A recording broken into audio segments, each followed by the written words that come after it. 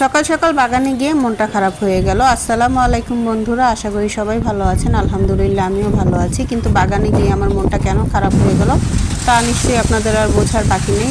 তার কারণ গতকালকে কিন্তু ভালো ঘূর্ণিঝড় হয়েছে, শুধুমাত্র আমাদের এলাকায় না, অনেক এলাকাতেই হয়েছে। আর এই ঘূর্ণিঝড়ের ফল কিন্তু আমার বাগানে অলরেডি আপনারা দেখতেই পেয়েছেন। আমার অনেক শখের লেবু গাছটার কিন্তু একটা ডাল ভেঙে গেছে। তো ডালটা দেখে আমার প্রথমে মনটা অনেক খারাপ হয়ে গেছিল, কিন্তু পরক্ষণেই আমার মাথায় একটা বুদ্ধি কাজ করলো, সেটা হলো ডালটাকে কেটে নতুন করে একটা চারা তৈরি করব।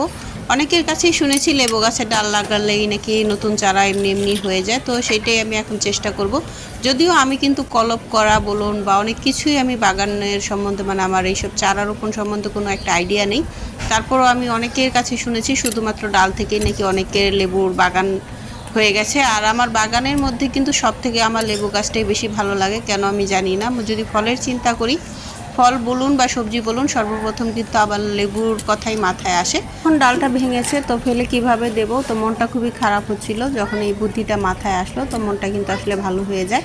আর আমি সেটাই চেষ্টা করতে থাকি। তো পাতাগুলো কিন্তু আমি খেয়ে ফেলবো, কারণ পাতাগুলো রাখবো না, হয়তো বা লাগানোর পরে পাতাগুলো মারাও যেতে পারে। তাছাড়া কিন্তু এমন আছে ডালটা আমার হাতে নাও হতে পারে, যেহেতু আমার এইসব কলপ টলপের আইডিয়াটা নাই। আর আমি তো আপনারা দেখতেই পাচ্ছেন আমি কোনো কলপ করছি না, সরাসরি কিন্তু আমি গাছটাকে মানে ডালটাকে লাগিয়ে দিচ্ছি যেন একটা নতুন চারা তৈরি হয়।